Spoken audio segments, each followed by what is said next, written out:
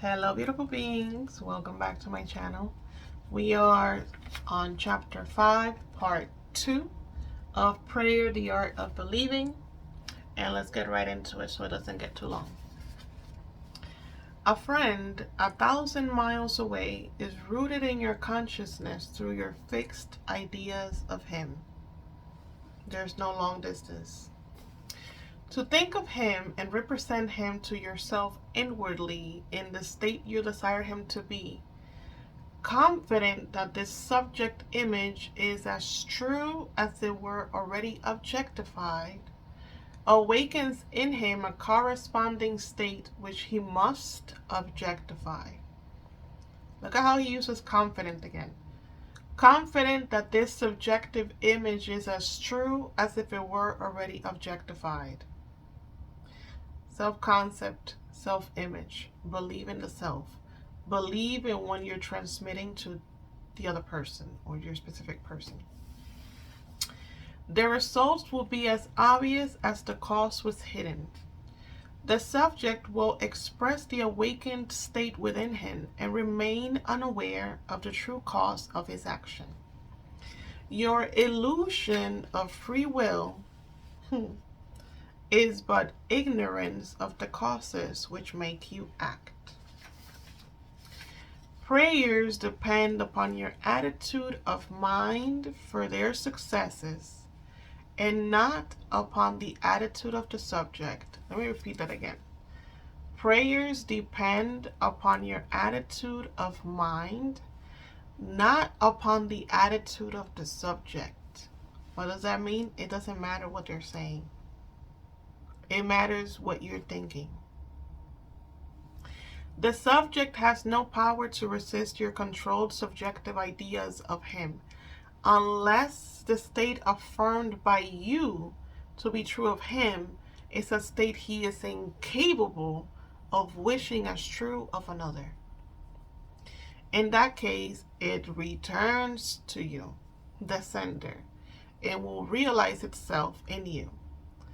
Provided the idea is acceptable, success depends entirely on the operator, not upon the subject, who, like compass needles on their pivots, are quite indifferent as to what direction you choose to give them. If your fixed idea is not subjectively accepted by the one toward whom it is directed, it rebounds to you from whom it came. Never wish ill on anybody. Never. Who is he that will harm you, if ye be followers of that which is good? I have been young, and now am old.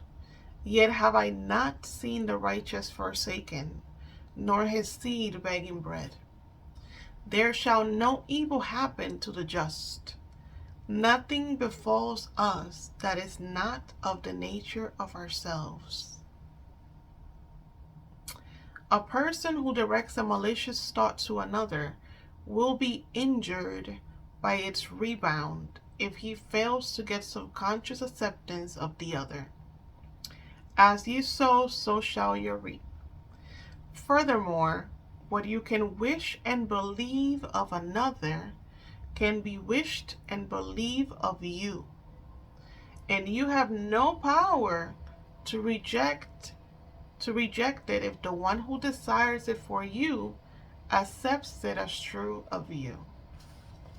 The only power to reject a subjective word is to be incapable of wishing a similar state of another.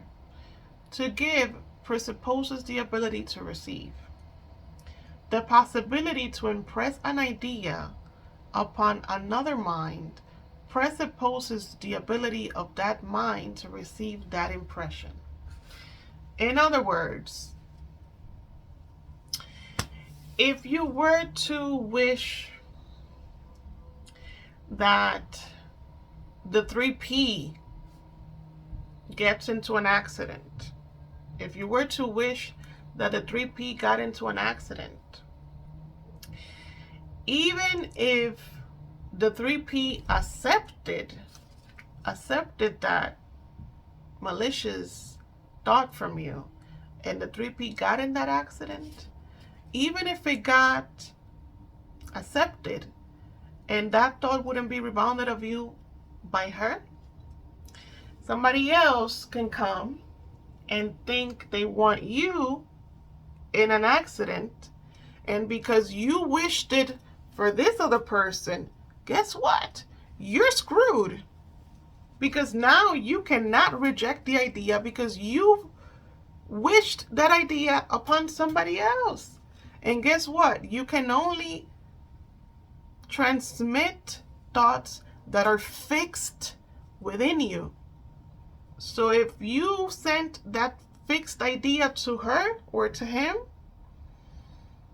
that means that is fixed within you. So if somebody else comes in and wishes it upon you, you're in trouble. Because you have to realize what that other person thought of you.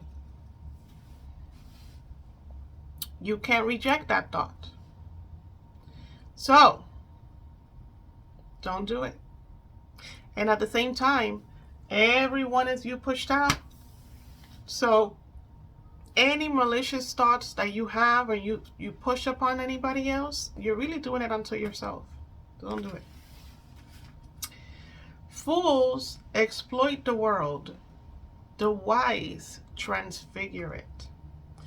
It is the highest wisdom to know that in the living universe, there is no destiny other than that created out of imagination of man. Take a second to think about that. This is why it's so important for you to understand how these things work. Because when you truly get to a state where you truly understand that your thoughts create your reality, you also understand that you can change everything about your life, about the people around you. And when it comes to a bigger scale, we can change the world. We continuously change ourselves. We're continuously changing the world. There is no influence outside of the mind of man. Whatsoever things are lovely, whatsoever are of good report, if there be any virtue, and if there be any praise, think on these things. Never accept as true of others what you would not want to be true of you. Never wish upon another person what you wouldn't want anybody else to wish upon you. To awaken a state within another, it must first be awake within you. The state you would transmit to another can only be transmitted if it is believed by you. Therefore, to give is to receive. You cannot give what you do not have, and you have only what you believe. So to believe a state as true of another not only awakens that state within the other, but it makes it alive within you. You are what you believe. It goes back to you cannot manifest what you want. You manifest what you are. So when you want someone to love you, it has to start from you. You have to hold within yourself the belief that you are loved. Give and you shall receive, full measure, pressed down and running over. Giving is simply believing. For what you truly believe of others, you will awaken within them. The vibratory state transmitted by you, by your belief, persists until it awakens its corresponding vibration in him of whom it is believed. But before it can be transmitted, it must first be awake within the transmitter. Whatever it is awake within your consciousness, you are. So if you believe to be loved, you are loved. If you believe to be wanted, you are wanted. Whether the belief pertains to self or another, does not matter. For the believer is defined by the sum total of his beliefs or subconscious assumptions. As a man thinketh in his heart, in the deep subconscious of himself, so is he. Don't ever say again that Neville does not talk about the subconscious mind, because this damn book is all about talking about the subconscious mind. Disregard appearances and subjectively affirm as true that which you wish to be true. Do it again. Disregard appearances and subjectively affirm. Here he is again talking about affirmations. As affirm as true that which you wish to be true. This awakens in you the tone of the state affirm, which in turn realizes itself in you and in the one of whom it is affirmed. Give and you shall receive. Beliefs invariably awaken what they affirm. The world is a mirror wherein everyone sees himself reflected. The objective world reflects the beliefs of the subjective mind. And the subjective mind is the subconscious mind, by the way. Some people are self-impressed best by visual images, others by mental sounds, and still others by mental actions. The form of mental activity which allows the whole power of your attention to be focused in one chosen direction is the one to cultivate until you can bring all to play on your objective at the same time. What does that mean? It means that some people do better doing visual techniques, doing imaginary scenes. Some people do better with hearing. Some people do better kinetic. This is what I've been saying. You pick the technique that you use to learn, because it's the technique that helps best impress in your subconscious mind the new beliefs.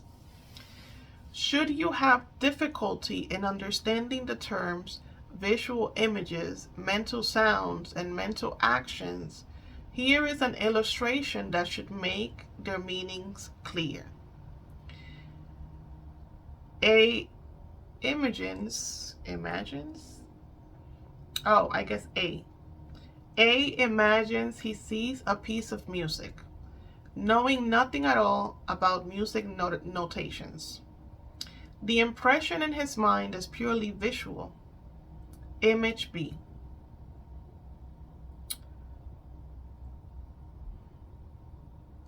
Yeah, Neville had a way of writing here. Let me read that again. A imagines he sees a piece of music, knowing nothing at all about musical notations. The impression in his mind is purely visual image. B imagines he sees the same piece, but he can read music and can imagine how it would sound when he played on the piano. That imagination is mental sound. C also reads music and is a pianist. As he reads, he imagines himself playing the piece. The imaginary action is mental action. So it's sort of like doing kinetic, but in your mind.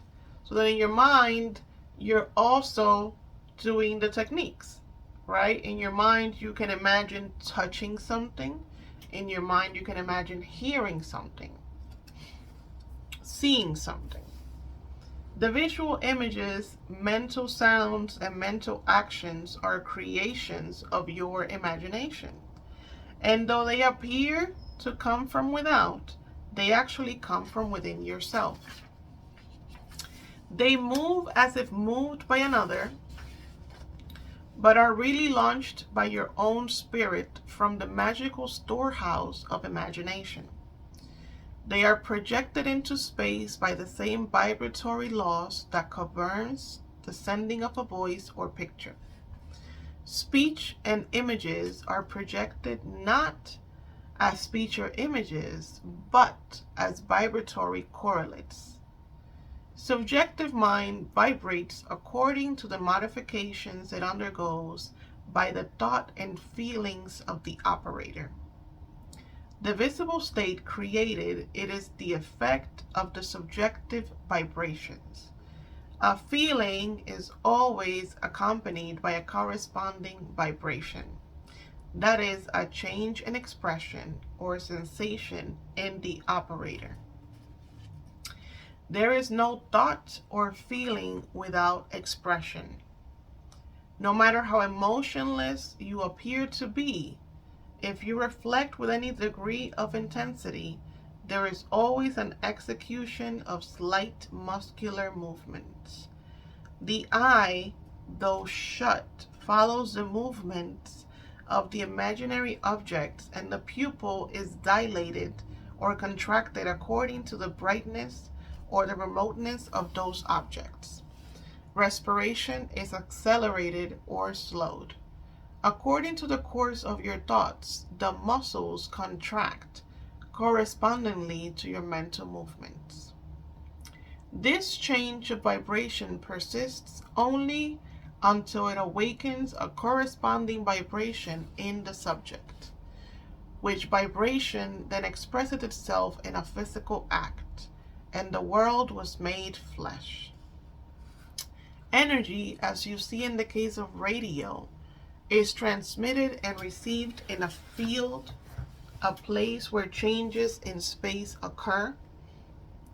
The field and energy are one and inseparable. The field or subject become the embodiment of the word or energy received. The thinker and the thought, the operator and the subject, the energy and the field are one. Were you still enough to hear the sound of your beliefs, you would know what is meant by the music of the spheres. The mental sound you hear in prayer as coming from without is really produced by yourself. Self-observation will reveal this fact. As the music of the spheres is defined as the harmony heard by the gods alone, and is supposed to be produced by the movements of the celestial spheres, so too is the harmony you subjectively hear for others heard by you alone is produced by the movements of your thoughts and feelings in the true kingdom or heaven within you. Jesus, Neville had a way of talking. Sometimes it's so much easier to understand than others. But that is all for chapter 5. I hope that you found this as knowledgeable as me. We're moving on to chapter 6. Let me know if you have any questions, any comments, and until next time, bye.